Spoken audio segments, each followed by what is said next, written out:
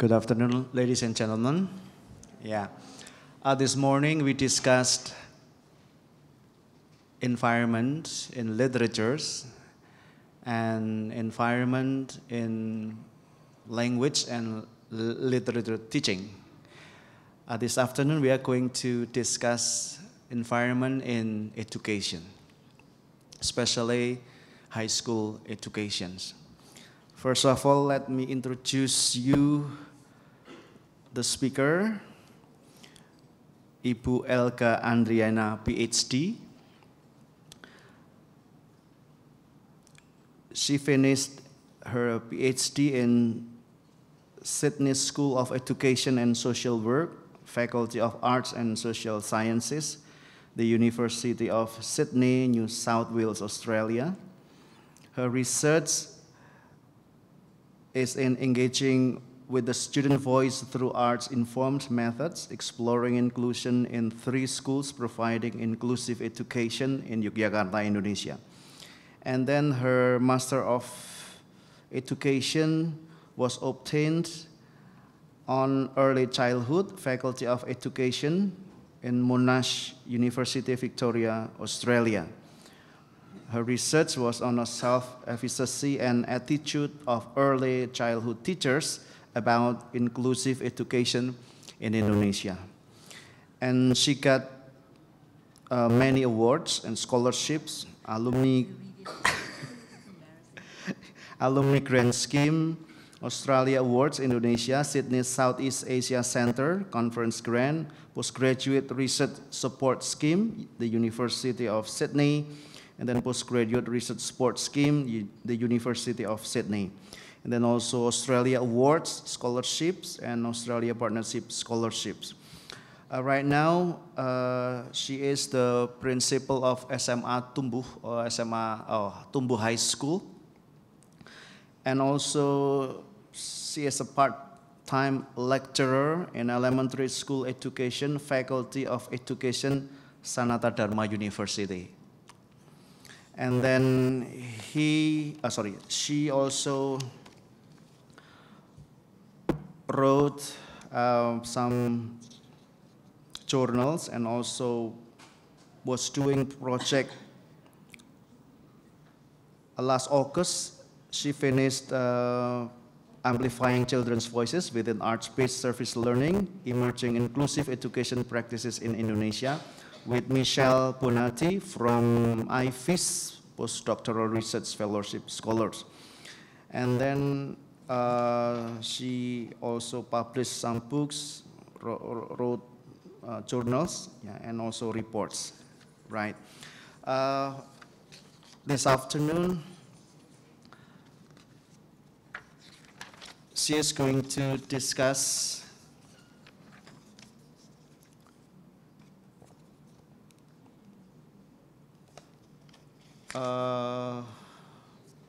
paper entitled "Growing Plants is Like Growing Your Own Kids, Engaging Children's Voices in Environmental Education Program." We have how many minutes? 30 minutes? 90, including the questions. Yeah, okay. We have 90. Yeah, okay. Okay, Bu Elka, time is yours. Thank you.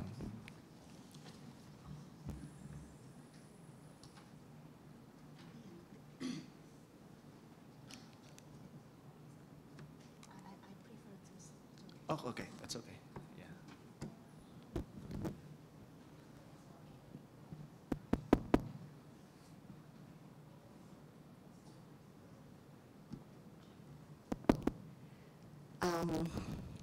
I'm sorry, I usually prefer to talk by standing and walking around. So it helps to calm down my nerve. Thank you, Pak Tatang. And first of all, I would like to thank Sanata Dharma University and especially Pak Tatang for inviting me to talk and giving the session today.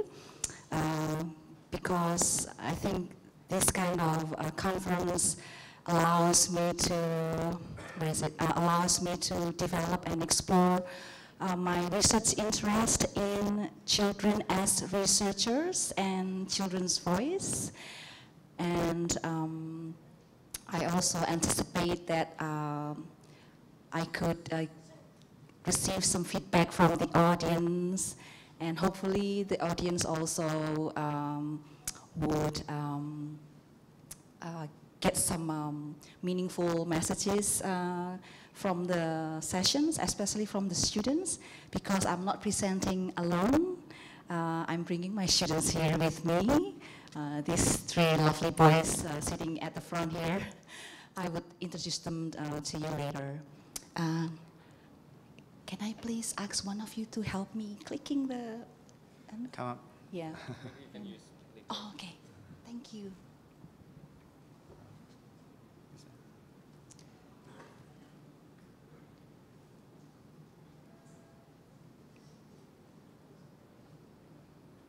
Okay. Thanks. Thank you. So yeah, our presentation today entitled Growing Plants is like growing your own kids, engaging student voice on environmental education program in inclusive setting. So we are going to present our initial study that aims to investigate what the students think, what the students feels, and what they expect about our permaculture program in Tumbuh High School. So, but I have to say that this is a very initial study, and the study is conducted not by me, but also by these students. They act as co-researchers.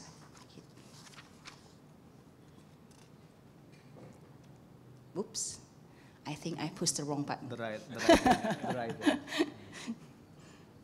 The right one. Yeah. Here. Okay, thank you.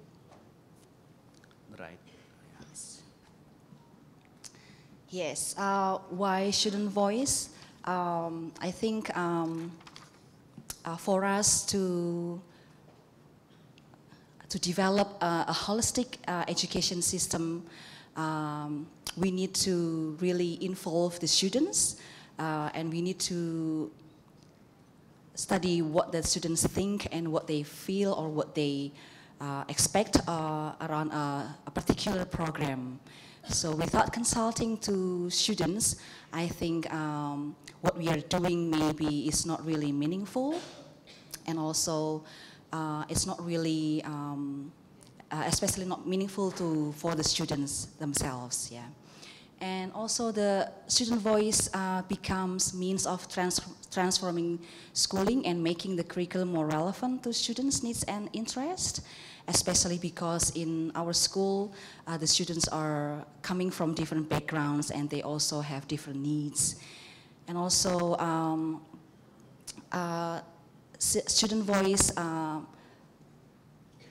simultaneously bringing the consequence that we need to position students as co-researchers because they themselves who needs to research their experience and their peers' experience. And therefore the data collection is also simultaneously would be emancipatory or participatory. Now the context, the inclusive school context. I put inclusive in brackets because I think I myself feeling not comfortable calling the school or claiming the school as inclusive, because I think all schools are inclusive or should be inclusive. And we know that in Yogyakarta, we already have the legislation that all schools should be inclusive. Yeah. So our school, or Tumbuh High School, it's a junior and senior high school, and we have 138 students. So it's a pretty small school. It's not like a public school which has maybe 700 or more students, but we are pretty small. And as I mentioned before, our students coming from different backgrounds, and especially they have diverse needs in terms of special needs.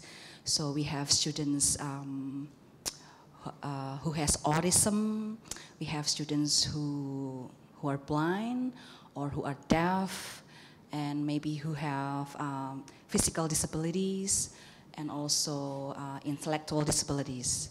So in each of our class, we have around 2 to 5 children with special needs. And what we are studying now, what these guys here studying now is the investigating students' voice about permaculture. So permaculture is a mandatory subject in our school. In Indonesian curriculum, we have what we call prakarya, mata pelajaran prakarya. I don't know how to say it in English, yeah. Pardon? Craft. Craft? Yeah. So maybe craft, I'm not sure. But prakarya in our school, we have decided to change it into permaculture. Yeah, so what is permaculture? One of the boys will explain it to you later. But it is mandatory, so all students from grade 7 to grade 12, once a week they have this subject, yeah, for 2 hours, around 2 hours.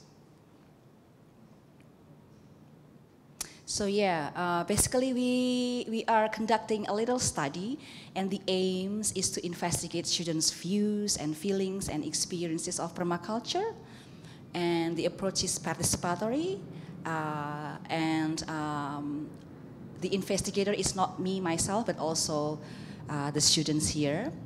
And also Pak Bambang is our permacultural teacher. He's standing at the back right there. He's also helping us to conduct the study.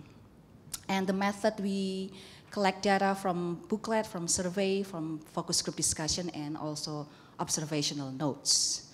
So the participant is 3 students and Pak Bambang as the permaculture teacher. Sorry. Yeah.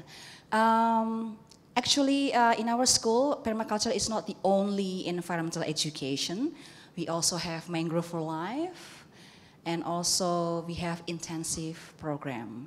So those are the biggest 3 programs, other than the other programs that we create for ESD,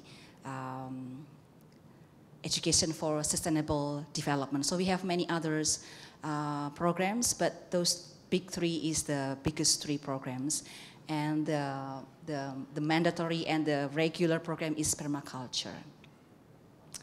Now I would like to invite one of our students. His name is Wia. Wia is going to explain to you those 3 programs, so you would have better context and better information on what are those programs about, and also why we did, or why we are conducting this little study on the student voice. Wia, come forward.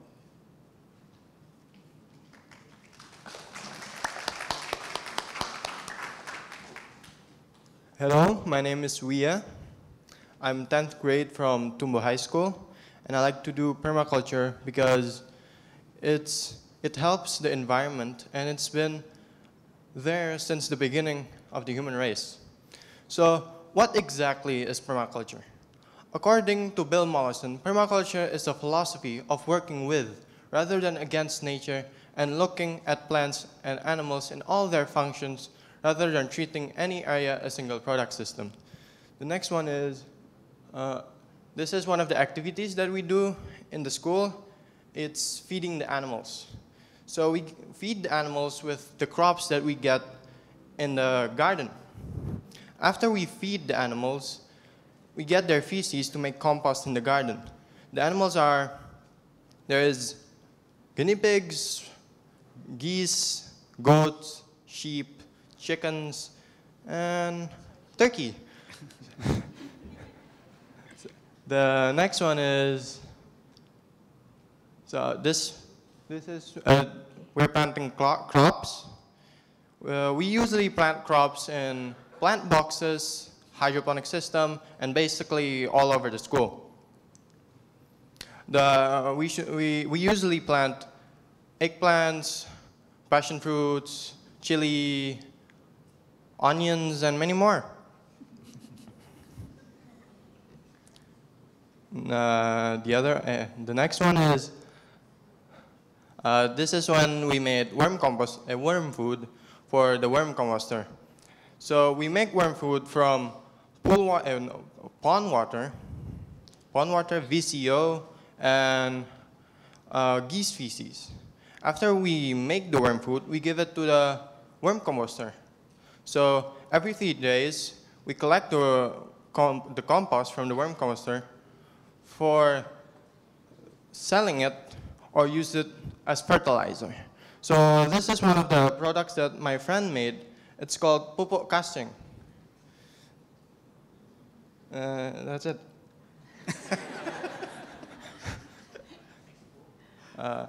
This is when our fish pond, was filled with water hyacinth. So we need to get rid of them. So we collected them for compost and worm food, and so the pond doesn't dry out, because the water hyacinth usually takes a lot of water if you leave it be. After that is one of the programs that we do once a year. It's called Mangrove. So in this program, students of Tumbo High School plant mangrove seedling as a concern for the environment. After that, we don't plant seedlings. We don't just plant seedlings. We also clean the barren shores that was filled with rubbish. So we collected them, and we got a lot of bags of rubbish. After that is another program, but this program is just for senior high school. It's called intensive program. So in intensive program, there's 2 groups. The first one is the permaculture group, and the other one is the augmented reality group. In the permaculture group, we learn about permaculture. We made bug traps and hydroponic system. But in the augmented reality group, they made an app that when you scan a card that they made, it will show you a video in your phone about the permaculture group. And that's all from me. Thank you.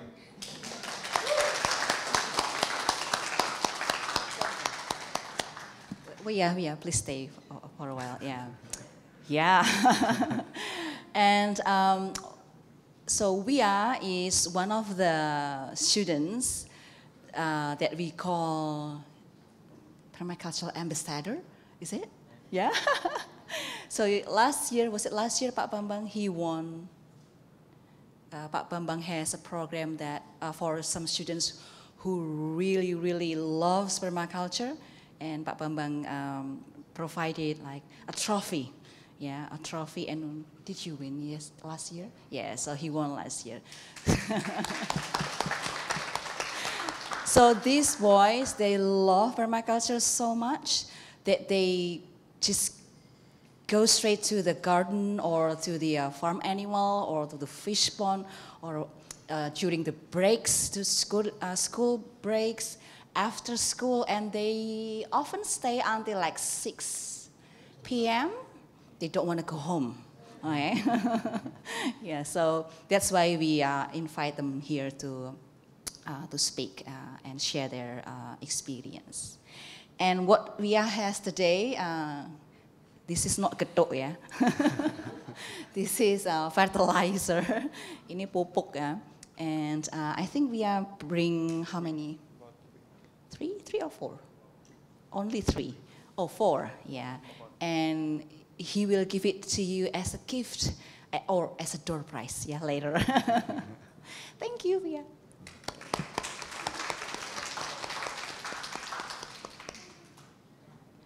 Okay, so that was basically information or explanation about the environmental education that we have in Tumbo High School. Permaculture, Mangrove for Life, and intensive program. But we are conducting study on student voice only on the permaculture program at the moment, yeah. So also I have to give the background that the school itself is pretty new.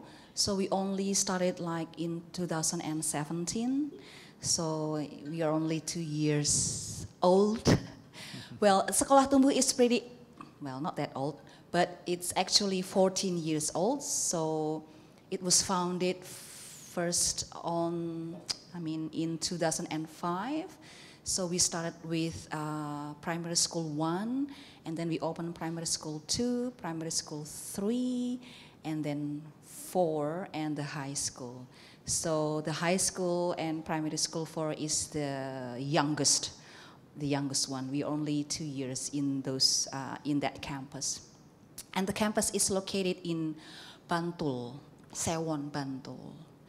And since each of our campuses has their own uniqueness or specialty, yeah, for example, primary school 1 is specialized in entrepreneurship.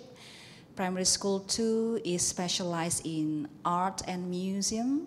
Primary school 3 is specialized in global citizenship. And since the high school is located in Bantul, and we realized that Bantul community is pretty much rely on farming and those kind of thing, we decided to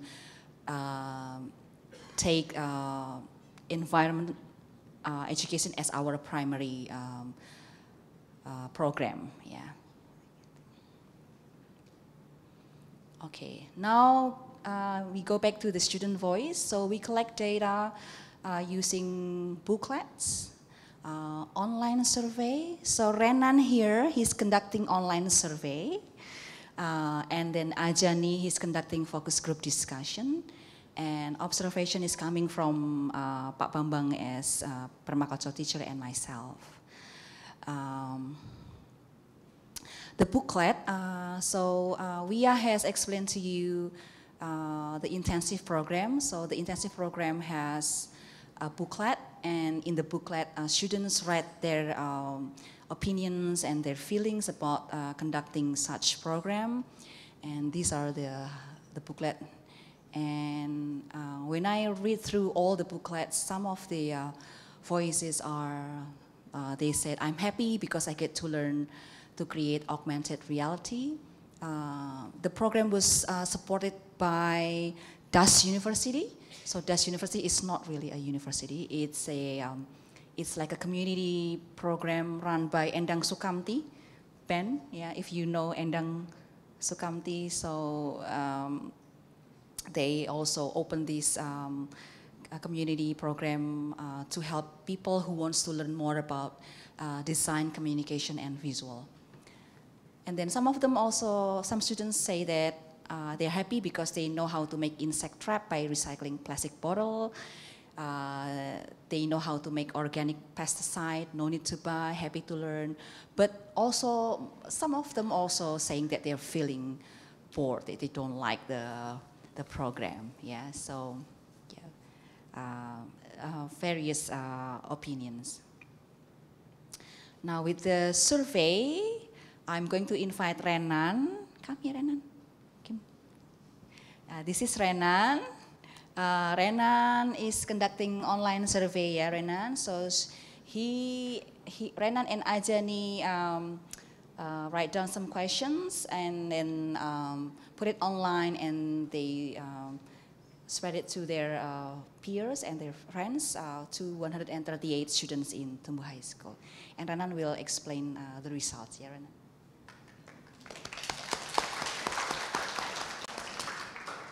Hello, my name is Renan. I'm from grade 9B, Tumbuh High School. And because of this event, we make 2 programs for our friends. The first one is survey, and the second one is focus group discussion. But I'm just gonna explain the survey one. So we make 5 questions. The first question is, what thing do you like in permaculture? So they said that they like to feeding the animals, like feeding the fish and guinea pigs. And the second question is, the second answer is they like to watering the plant and grow some tree. The second question is, what thing you don't like in permaculture? They said that they don't like hoeing the soil and don't like to make fertilizer because it's hot and stinky. And they say that permaculture is slavery because it's hard working job. Okay, next to third questions. The third question is, what do you get from permaculture? They said that they get more information about environment, like how to save earth with permaculture and a lot of things about that. The fourth question is, do you think permaculture has used our school environment and preserved it at the same time? They agreed with this statement and they want to make our school greener and make the school less hotter. And the last question is, what do you suggest for environmental program in Tumbuh High School? They said that they want to make eco brick. Eco brick is like a brick that made of trash. And the second one, they want more animals such as pigeon, cat, and maybe a dog. And yeah, like the fourth question, they want to make the school greener because nowadays the school is very hot. Yeah. So that's all from me. And for the focus group discussion, I give to Ajani. Time and place, I give to Ajani. Thank you.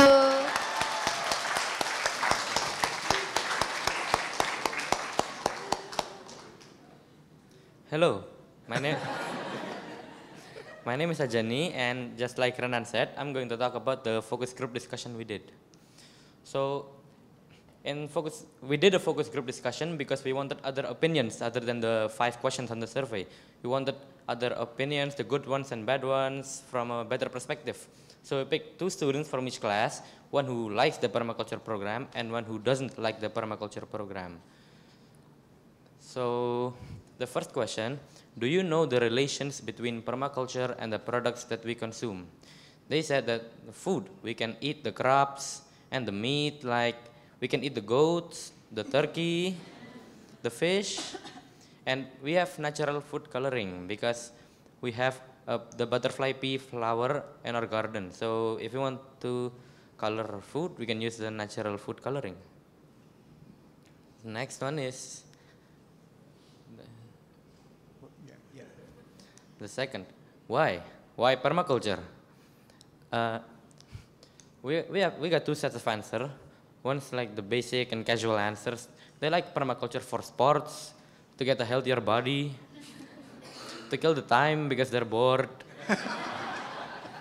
They don't got nothing to do. And to escape from a noisy class. Sometimes even they avoid the teachers because they don't like them. It's just how it be, man. But we also got some thoughtful answers.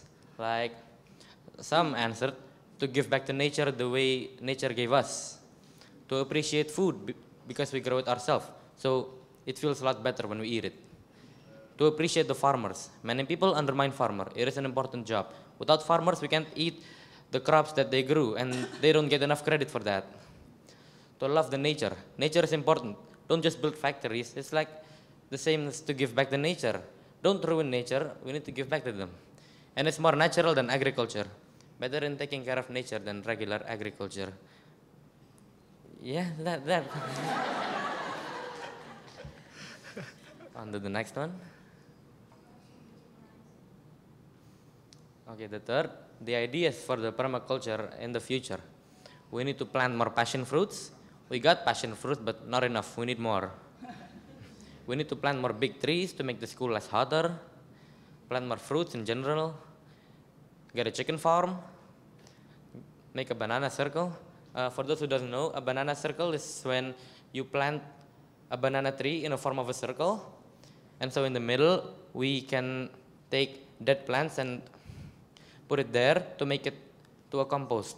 So we have easier access to compost. Get a pet, get a cat as a pet to get rid of mice. Bit of a tongue twister there. To get a birdhouse for the ducks and pigeons, we also wanted to add. And that's the end of our focus group discussion, and I'm actually quite pleased with what we got from the focus group discussion. Thank you.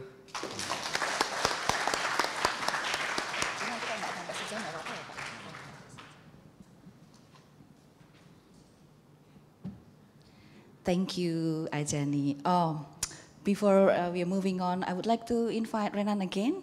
Come, Renan. Applause for Renan. I think we missed one thing. So after Renan collecting all the data, he also analyzed the data in a very simple way, of course. Can you please explain to us how did you do the coding? Yeah. He didn't practice for this, yeah, so it's really natural answer from him. So basically, I don't do this coding alone. I do it with Ajani in my house.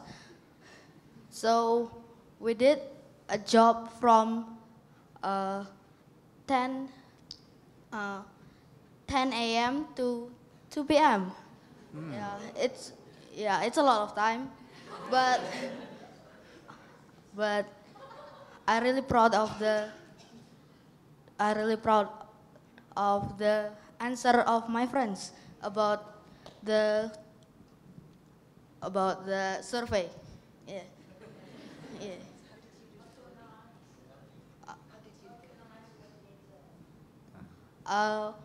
We see one by one the survey. Yeah, and we collecting like that, just like that. Yeah. Stay here, Rena. So yeah, basically I'm trying to do a little mentoring for Renan and Ajani and Ria about what research is, and when you have data like from the survey, what can you do with it, right? And I told Renan, you can do coding. So what is coding, yeah? What the heck is coding? So basically, I asked Renan to find keywords or similar answer. Similar answer. So and then he and Ajani read all of the answer and find the keywords and similar answers. And so basically finding themes, yeah. So Renan is in year 9, and I can see that he's very capable. Renan and Ajani are very capable of doing those coding techniques for students at their age. So applause for Renan and Ajani. Thank you, Renan.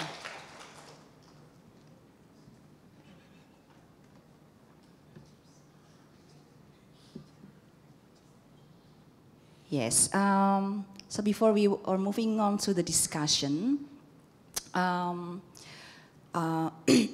Renan, Ajani, and we have been doing, they're collecting data and trying to analyze, but it's still very early in early stage. We need to study more, and we need to dig more into the answers and organize it into more structured way of analyzing the data and maybe finding some patterns or a model or something like that. And then I will report it to Pak Bambang as permaculture teachers so that we can improve our program better.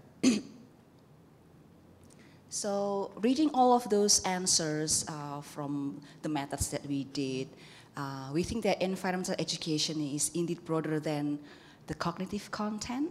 Yeah, and there are much more effective elements that is also very important part of the education of all children. Yeah, we haven't explained yet the dynamics of involving children with special needs during the permaculture program. I think we are Ajani and Renan can later share with you their observation on their peers who have special needs. Yeah, I think they have very interesting opinion and observation. Later I will invite you to share. Yeah, and then also identifying and responding to student voice may be seen as means of reducing alienation that some students feel from their schooling. Yeah, some students feel that learning at school is not relevant to their life, yeah, because they're not interested, yeah, because it's not meaningful for them. So I think investigating student voice can help the teacher to make it closer and more relevant to our students' life. So we are hoping that we can transform permaculture and making it more relevant to our students' needs and interests. Now, before I close the presentation, I would like again to invite Via, Ajani, and Renan to share about their observation on their peers with special needs that they support or they interact so far. Who wants to start first? Ajani or Renan or Via? Yeah, Ajani.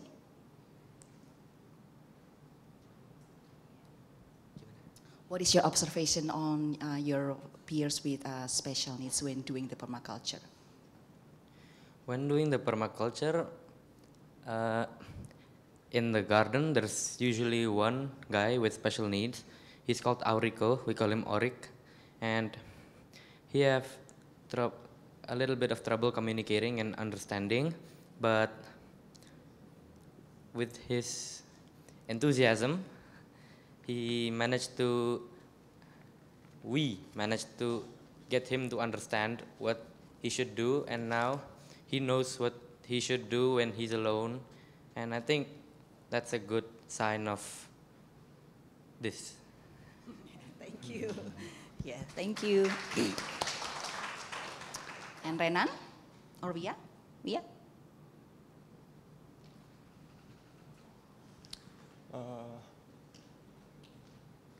So I have two special need friends in my class.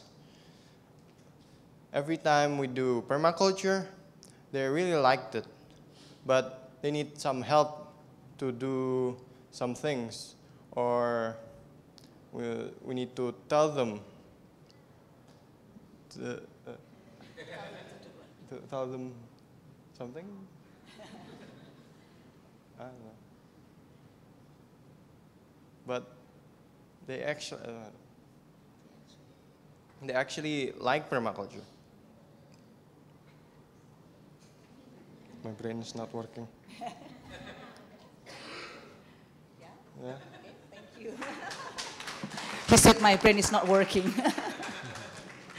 Thank you. And Renan.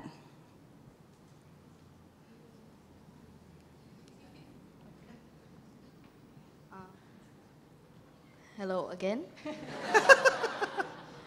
Okay, I know one guy who really liked permaculture. His name is Mas Rehan. He is autist, but he really interested in permaculture, and he could do the permaculture like tugas. Yeah, task to do in permaculture, like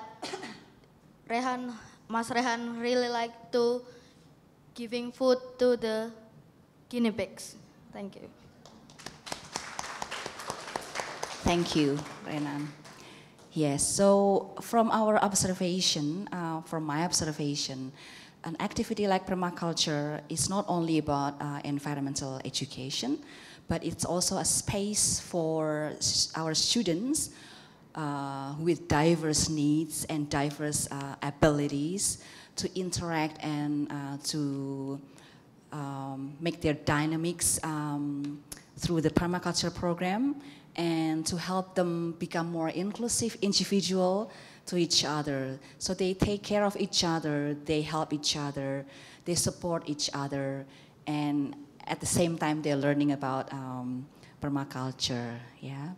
So being inclusive is not only having children with special needs in the school, but also a student voice like this also is an effort for schools to be more inclusive, because we are listening to what the students said, yeah, including those students who feel that permaculture is a slavery, yeah. So we need to find out why he thinks it's a slavery. So and also for students who don't like permaculture because it's hot, stinky, and hard work and dirty, etc.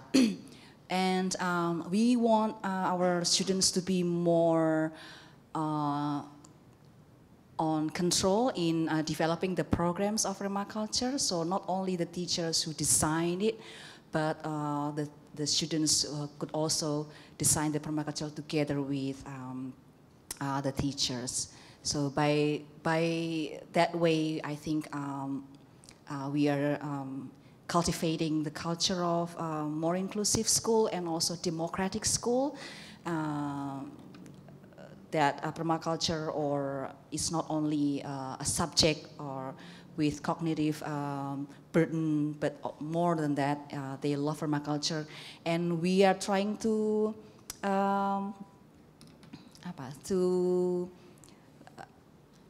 develop students who are very positive about the future. Yeah, because I heard from the last session, I remember one of the questions from the audience that he thinks that some condition is not repairable, yeah. And seeing young students like this, young researchers like this, I feel optimistic, yeah, that we can repair everything that may be already damaged, or as long as we have a generation like Via, Renan, and Ajani. Thank you. I think after this we can discuss more. You can ask any question, not only to me, but maybe mostly to the students. Thank you. Yeah. All right. Thank you, Bu Elga and the 3 students. Let us once again give a big applause to them. Right. It was very interesting presentations, all of you, Bu Elga and the 3 students, and I think it's very interesting. They have practiced not only education and concept, but they practice how to conserve and preserve the environment from the simple things. And then also they are not alienated with the cognitive and the concept, but they involve in saving the earth. Right. Okay, audience, it's time for you to give some questions or suggestions. I give 3 questions first. Would you like to raise your hand, introduce yourself, name, and also institutions? Okay, Ibu. And then number 2, number 3, right. Mike, please.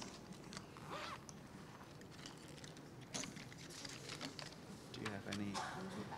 Yeah.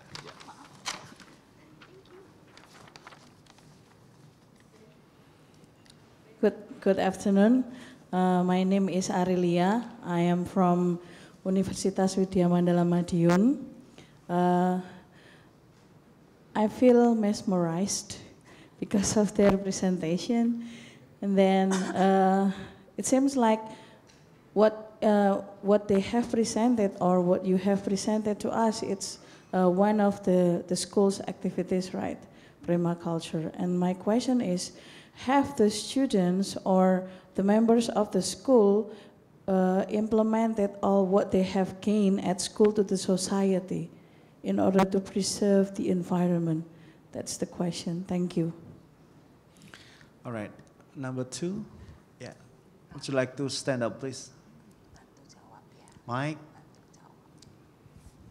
Okay, good afternoon. My name is Marcelina. I am from Universitas Pajajaran Bandung. And first of all, I would like to say that I'm very interested in your presentation and also your students' presentation. And there is one thing that I'm very interested about the presentation. It is about when you said about holistic education. So there has not been a lot of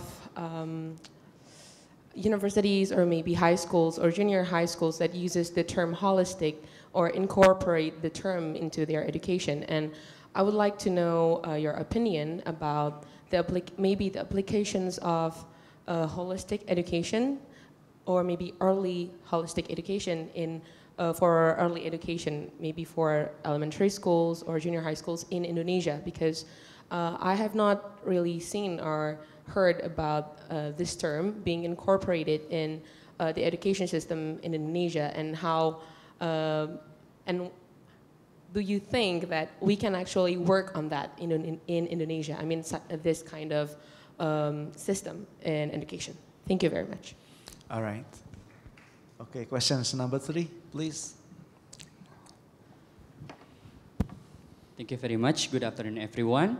My name is Rahmat Agung Azmi Putra, but you can call me Agung. I'm a postgraduate student from Universitas Pendidikan Indonesia Bandung. My questions is, before that, I like your presentations because you involve your students as your co-researchers, and I do believe that they will learn directly from what they have learned in the school. So my question is, speak slowly. Okay. Yeah. So my question is, what are the challenges that you face when you are involving your students as your co-researchers, and then how often do you supervise your students? And can I ask the question to Renan? Yeah, okay, so Renan, in generating the questions, do you start by yourself first, or do you ask to Ibu Elga and then you try to, apply what Bu Elga has said before? Thank you. Okay, thank you very much. The first 3 questions. Okay, it's time for you, Bu Elga. Yeah, to answer this. I would also like to invite Wia, Ajani, and Renan, and also Pak Bambang at the back. If I missed some explanation, please add. Yeah. Okay. Especially the first question: have you implemented what you have learned at school in the society, either on your own or maybe in some of our other programs? Yeah. Remind me if I maybe forget some of the examples. Sebentar, Pak. I'm trying to find my my other PowerPoint that can explain the question to number 2 about holistic education. Wait.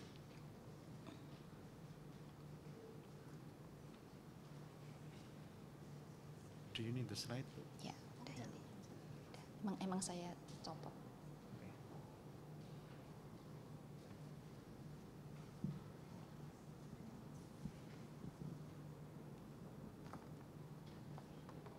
Okay, first question first from Arilia Madiun. Have they implemented to the society? We have some activities. For example, one day we asked the students to go around near the school, the community, the village. If you remember, we walked around the village and we collected rubbish. Yeah, that's one of the example. Also, we have this program that we call leadership camp. Leadership Camp is a program where junior high school students go to a place and they have a camp. They camp there. They have camping. They camp, and also they do some programs related with the environment. And the other one is Live In. So it's similar with KKN, yeah. And Live In is for year 9, yeah, year 9, where they live in a village and stay with families in a village, and they implement also what they have learned from the environmental program that they learned from the school. So that's a couple of examples of what they have done with the society. I think you can explain, especially because at his house he has this called Bumi Langit. Yeah, and I think can explain what Bumi Langit does to the community. Do you want to add more, Renan, Ajani? Have you implemented in your community what you have learned from school? Yeah. Yes, come, You can tell about the program in Bumi Langit, yeah. Yeah.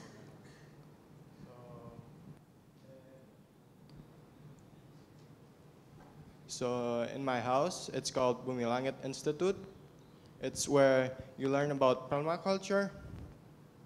And there's even a restaurant that sells food that came from the garden and from the market. The pasar? Traditional market. So sometimes too, like every 6 months, there's a teaching, like a permaculture teaching called PDC. It's Permaculture Design Course. It's when people learn about permaculture for 2 weeks with my brother and my dad. And then? I don't know. What else? Okay. Yeah. Yeah. Thank you. Thank you. Thank you. Yeah. Ajani, do you have something to say? Have you implemented in your society? No? How about Renan? No? Okay. Yeah, he wants to say something. Come here. Come forward, Come please. forward, please. Yeah. I just pick up some trash. That's basically it. Yeah, that's basically it. Thank you. What about you, Renan? Same as Ajani. Same as Ajani. Okay. Now about the holistic education. Our concept about holistic education comprising these 3, what do you call that, principles? Yeah, so we have hands-on, mind-on, and heart-on. Basically, hands-on is we want to facilitate our students to be a lifelong learner who is always interested in learning and enthusiastic to learn, and they use their not only their cognitive but also their skills and their body, and that all of the activities in our school be meaningful to them. And also mind on, so that students continuously thinking and be critical when they have problems, and also continuously thinking about innovation that they can make at school. And hard on, we want our students to be a learner who cares about what happens in the society and also reflective on their learning. So we want all of those 3 to be equally facilitated, not only the cognitive side. That's what we call holistic education. Apart from that, other efforts such as student voice and also other programs that make the school running not only based on what the adults think, but also the student thinks. And if do I think that Indonesia can works towards holistic education? I'm also an optimistic person, Bu. I think I've seen some schools. They are very open-minded, and they do innovative programs, and they do it well. Maybe they don't call it holistic, but the message is the same. They're trying to provide their students different parts of education that facilitates different parts of students' development, not only the cognitive. Yeah. Although on the other side, I also see that many schools also heavily put effort on tests and those kind of things. Yeah, but well, that's life. Yeah, I think people have different opinions, and school have different vision and goals. So hopefully, hopefully more schools is working towards that. And the last question is, what are the challenges doing research with children? I have to say that I enjoyed so much working with children.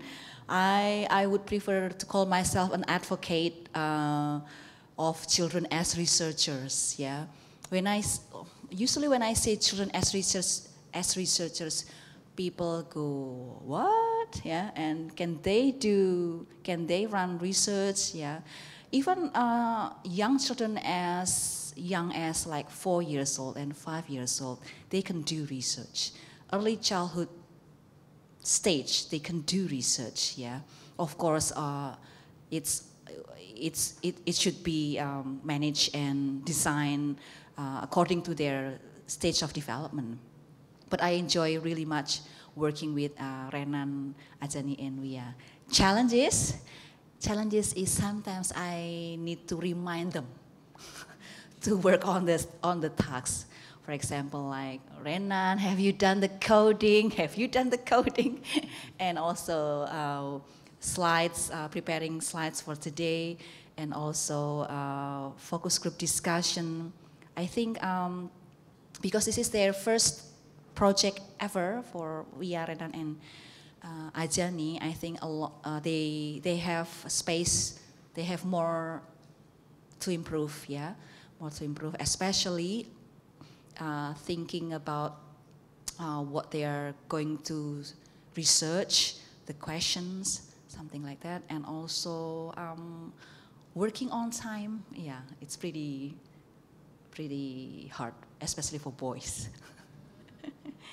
Renan, would you like to answer his question about the survey question?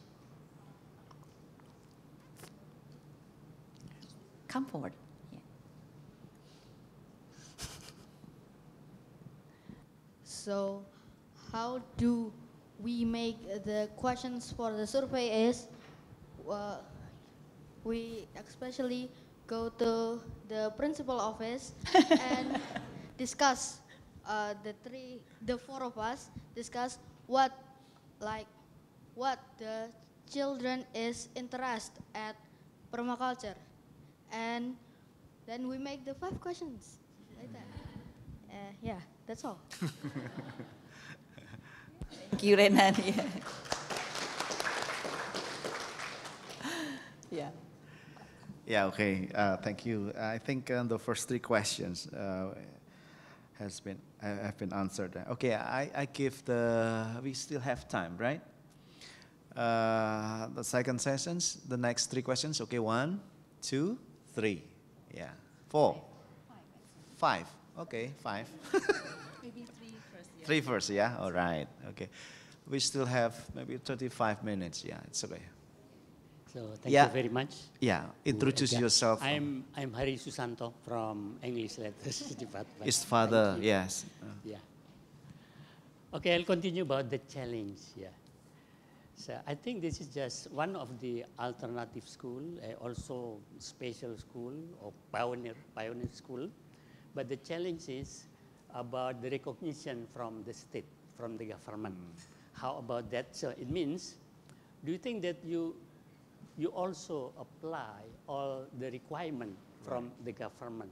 Because as a school, there is a curriculum, about whatever. There are many, mathematics, Pancasila, etc. All about that. And also about the obligation to follow national examination about that. You think that all students follow that? Yeah. Okay, that is about this one. And another is, you mentioned about augmented reality, in permaculture. So what does it mean, augmented reality? Can you just explain? And the other is for students. I'd like to know how their attitude in their school. Yeah. So that is about How? Once again, Romo? Their attitude to go to school. For example, for all of you, Renan, Via, and also the other Ajadi. In the school, do you feel free and you enjoy to study, or you feel that it is obligatory that you should just go to school? Like a normal student, they're just obliged to go to school, so they prefer to play outside, not to go to school, and they don't like to meet teacher, just like that. Okay, so this is for you, for 3. Okay, okay, thank you.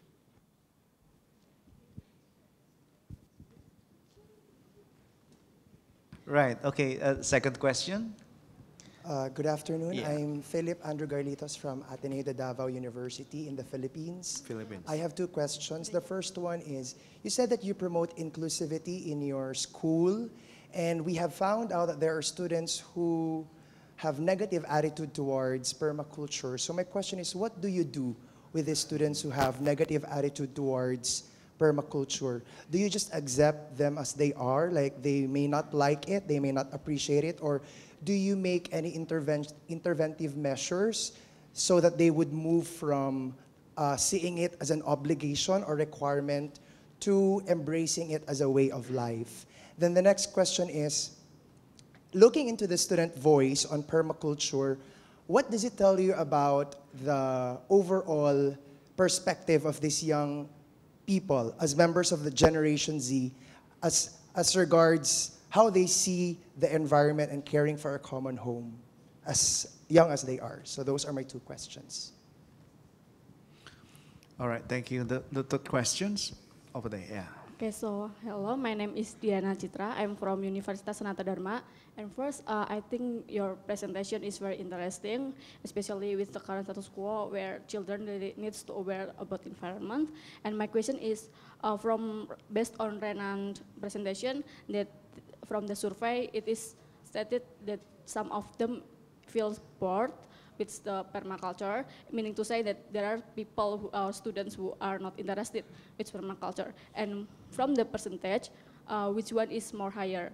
Is it those who interested to permaculture or those who aren't interested to permaculture? And then my next question is how you encourage or how you increase those students, the interest from the students to join permaculture program, or for example, to saving environment, for example, as general. So that's all my question. Thank you.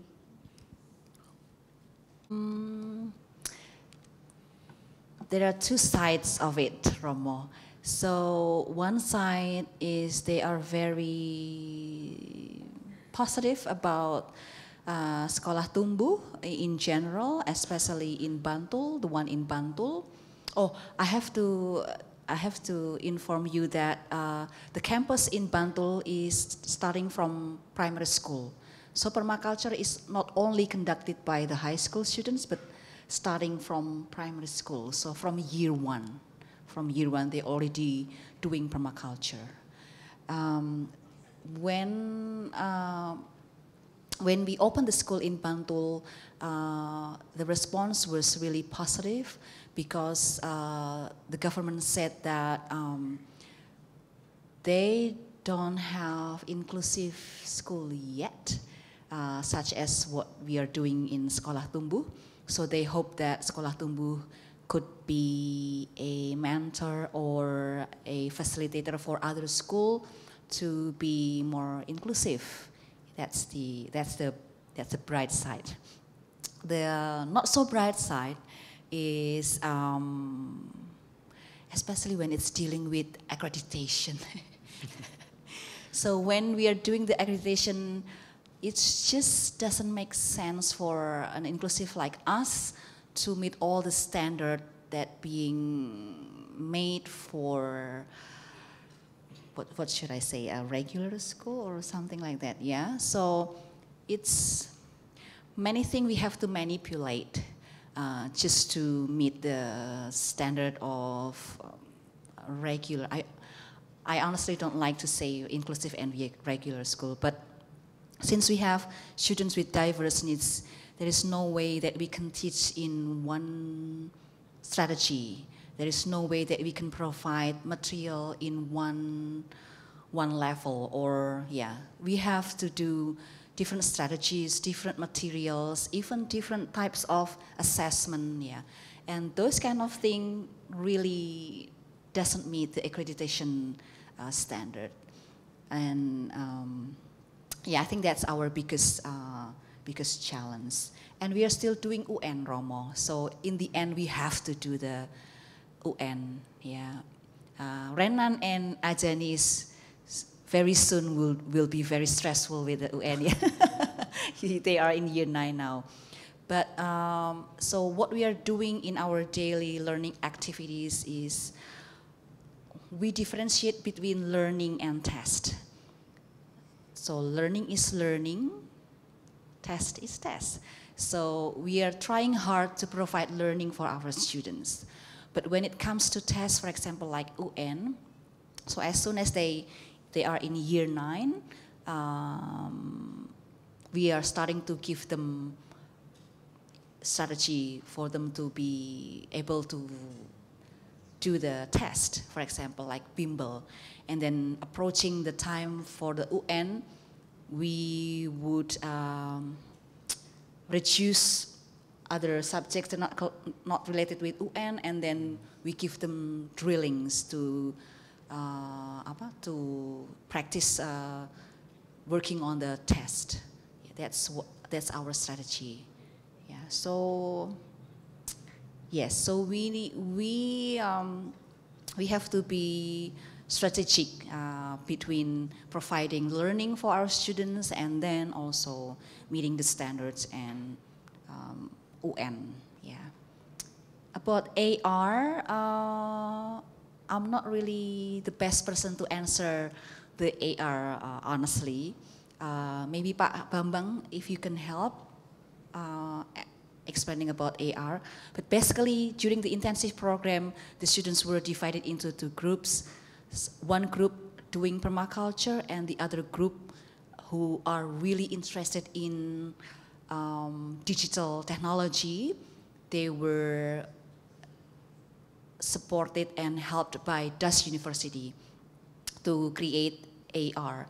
So they create a program and then the students create like a postcard or something. And when people scan the postcard, it will take you to a video. Yeah, basically, that's AR is. And the video will show you our program of permaculture. Yeah. So designing a program represented by a postcard that has codes or something that can lead you to a video. That's what AR that we made during the program. Gitu ya Pak Bambang ya. Yeah, itu. And then student attitude. This question is for Ria, Renan, and Anjani. Would you please come forward? 3 of you come. And so what do you think of maybe you can reflect on yourself. What is your attitude towards school? And you can be honest. You can be very honest to the audience, and maybe you can also share about your friends' attitude towards school. Whether they like school, whether they hate school, whether they love school or so-so or whatever. Sometimes I like school, sometimes though, and sometimes I don't because there's math. I think that's it. Yeah. And, Why you don't like Math. math or other things that you don't like at school? Why? because it's confusing.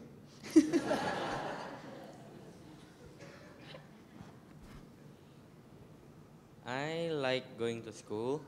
I like the academic part of school, but sometimes my class is just so noisy and don't respect the teacher at all. So I can't learn anything, and it just brings me to a bad mood. Sorry? It just brings me to a bad mood. Oh, bad mood. Bad Yeah. So I like to go to school because how the teachers explain the materials is nice. I like how the teachers explain the materials. Thank you. What about your friends? Your friends' attitude? Like I said, they don't really like school. They just like to go to school to hang out with the friends. And I think that needs more. I think that needs more help from the teacher and everyone.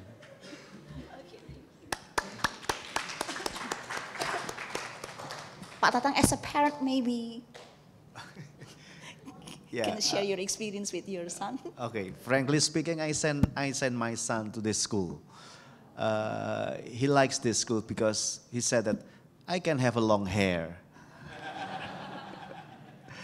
And for Romohari, before I send my son to school, the parents are interviewed about the curriculum. So is it okay for you, for your sons to study in this?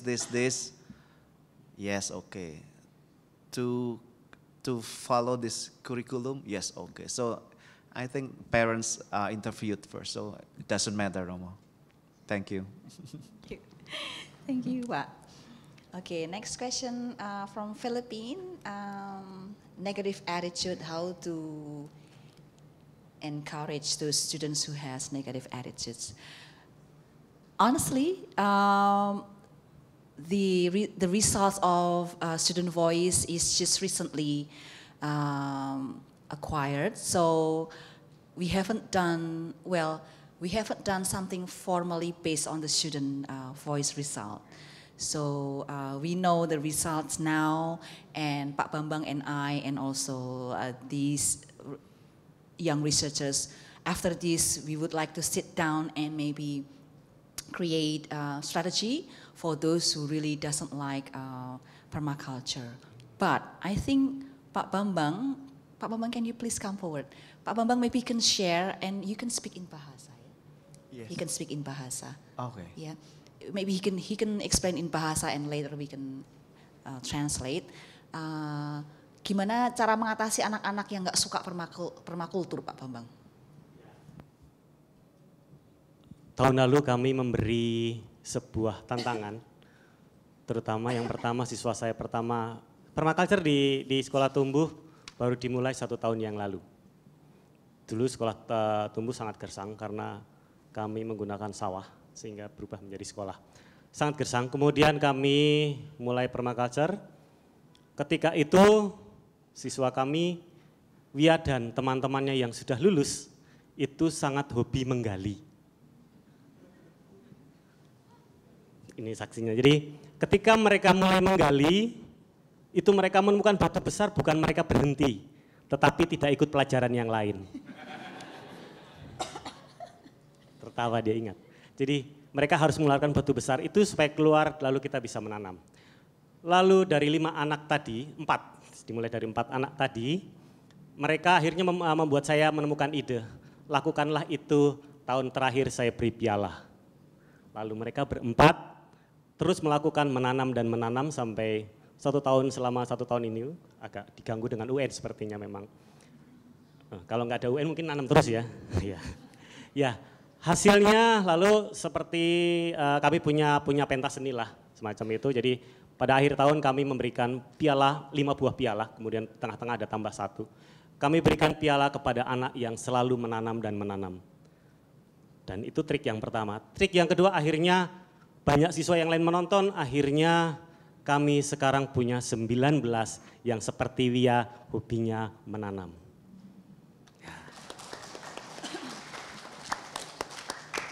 Jadi kalau tadi pertanyaannya, lalu apa strateginya agar anak mau melakukan sesuatu? Seperti yang pernah saya pelajari di teori motivasi, ketika seseorang diberi tantangan atau sebuah hadiah yang di depan mata, tentu akan banyak yang melakukan. Kami seperti yang tahun lalu juga, kami selalu mengatakan lakukanlah ini, maka nilaimu baik dan sebuah piala besar menanti di depanmu. Itu ceritanya. Mungkin begitu, Belga. Yeah, so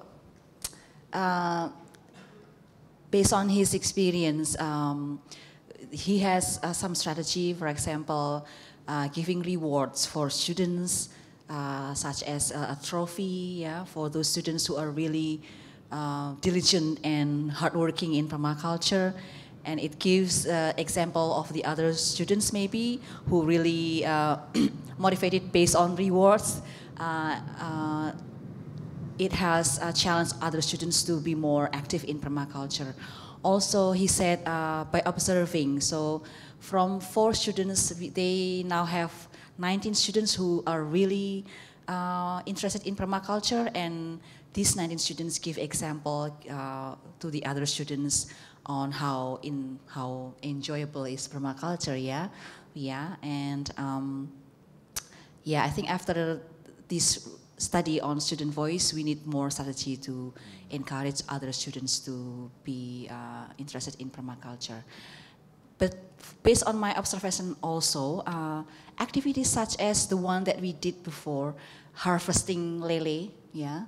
One day we harvest catfish, and it's really fun, yeah, for the students to be involved in catching the catfish and also cook it, yeah. Some students really enjoy it, and they see that it's really,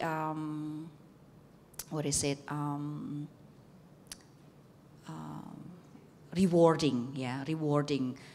Starting from feeding the fish and catching the fish and cook, and I think it becomes a very family atmosphere, school, something like that. And for some students, it really brings them to be more interested in permaculture. Which one is higher? Students who have negative attitude or positive attitude? Let's ask Renan. Renan, come forward here. So this question, based on your survey, and also Ajani, yeah, based on the focus group discussion. What do you think? Is there more students with negative attitude or positive attitude? Please explain.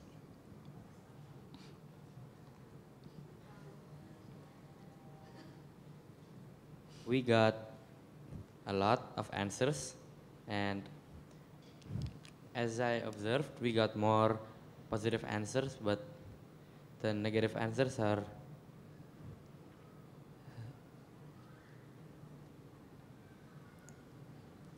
still really much.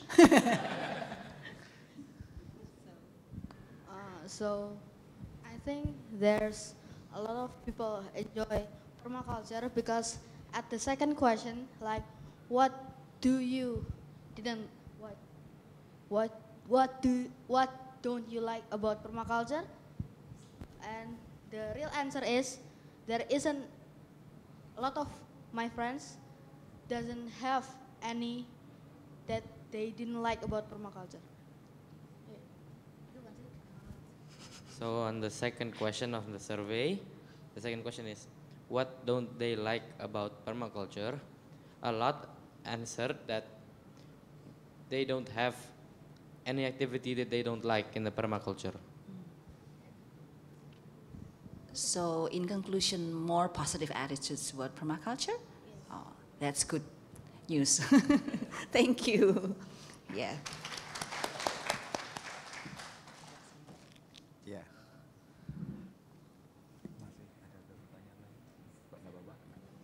Yeah, okay, I saw, two persons raising their hands.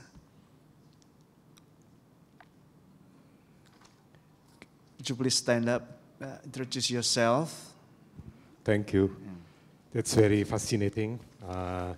The school and also your presentation, all the students and also Ibu Helga. So thanks so much for sharing the knowledge and information. That's my simple question. Yeah. So what idea that initiates you to found this school? Yeah. So, and then since I just talked to Pak Bambang, and then he told me that the school also has curriculum just like other regular schools. Yeah, like students also learn other subjects instead of like permaculture. So. And I just remember that it looks like vocational schools, yeah? Is that right? Growing Sekolah Tumbuh, kind of vocational school, or because learning theory, students also do some practices on the field, yeah? Field practices, yeah. So my question is, how does the school differ from other vocational schools?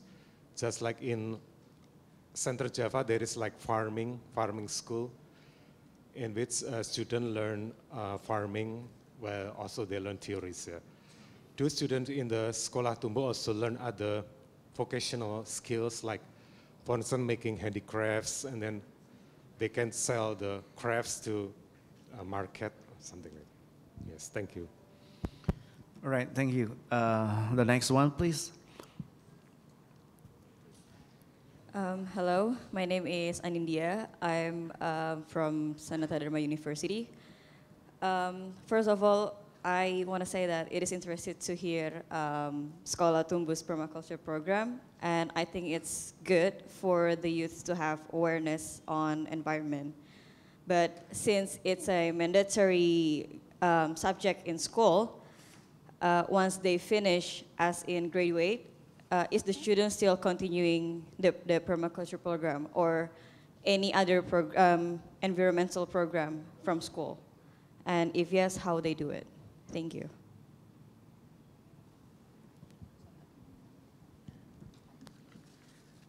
Okay. Do you think that the students after masih meneruskan program itu enggak? Outside the school? Setelah keluar dari gimana caranya menanamkan terus? Okay. Okay. The first question: what initiate me to found the school? So to answer that question, we have to go back in 2005. Well, between 2002 and 2004, I was the director of ECCDRC, Early Childhood Care and Development Resource Center. It's an early childhood center funded by Plan International. Until now, it's still running, and it's called Rumah Cita RC. And at that time, when I started the Early Childhood Center in 2002, I think, around 2002, it was already an inclusive early childhood center. So way back on that year, inclusive education is non-existent yet, yeah. So people don't know what inclusive education is. And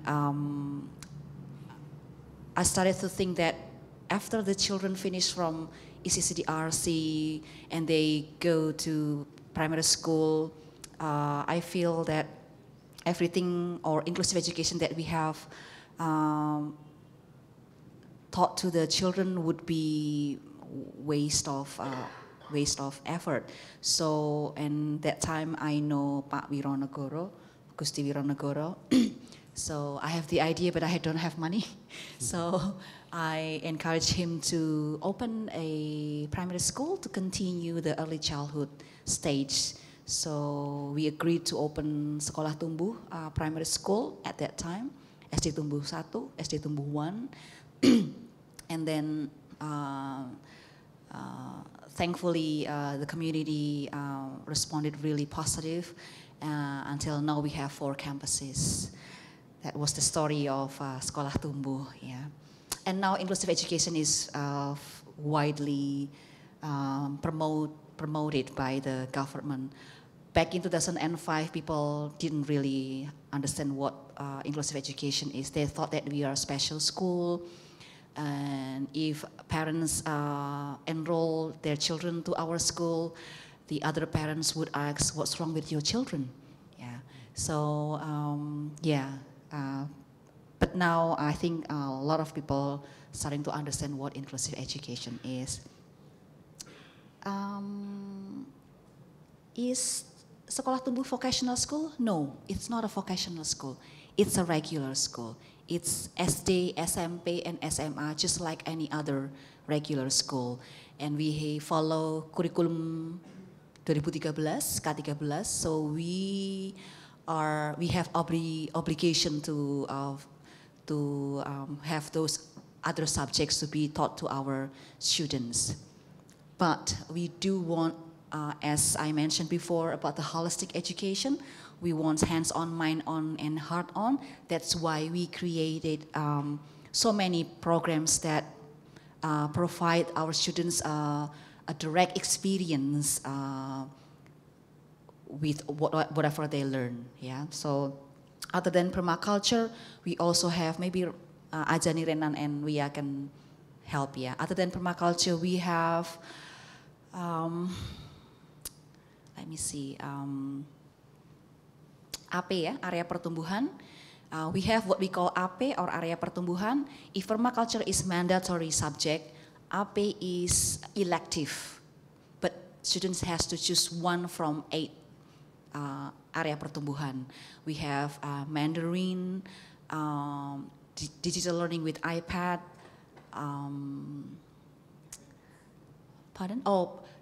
food education, ya, pendidikan pangan,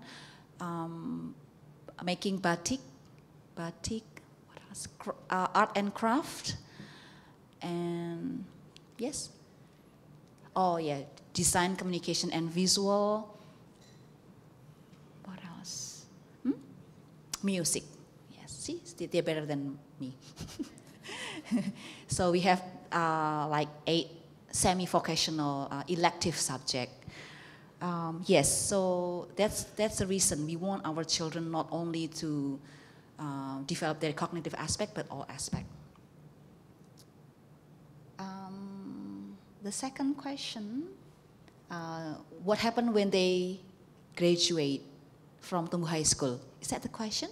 Or did I... Are they still continuing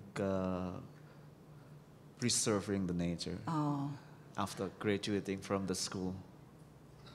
That is a very good question.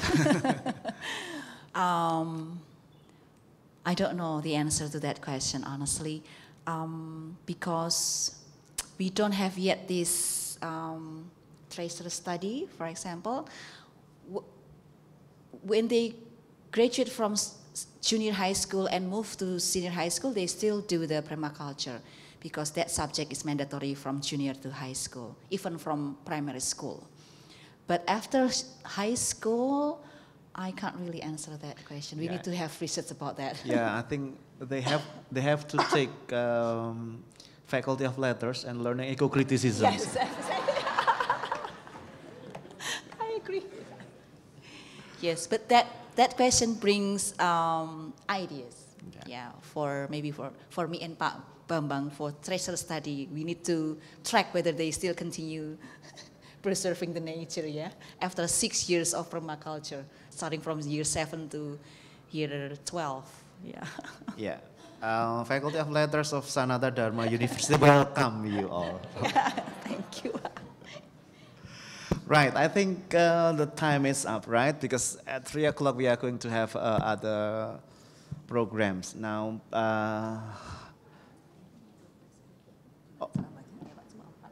oh yeah, the students will give the door prize. Would you like to stand up, please? Plan. Do not use the one who use air conditioner in their house.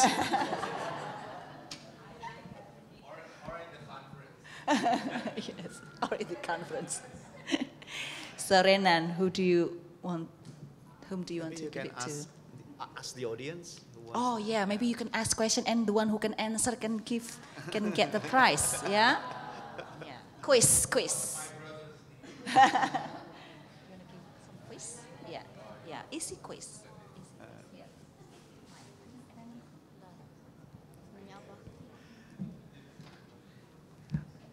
Can I give? Can I help give the questions? Okay. Where is Sekolah Tumbuh located? High school. Yeah, high school. Okay. Yeah.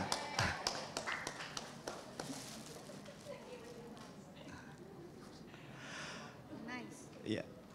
Who is the complete name of the principal of SMA High School?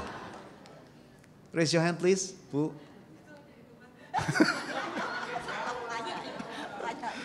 Just say it. Right, okay.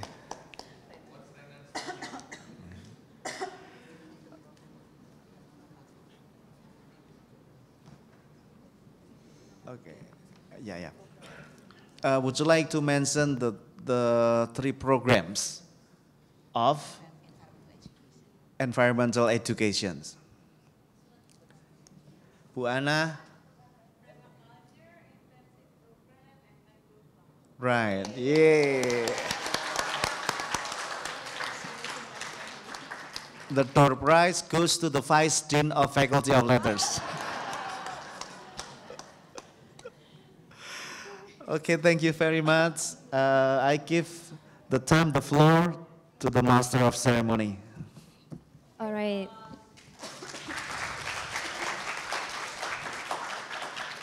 Thank you, Ibu Elga. Thank you, Pak Tatang.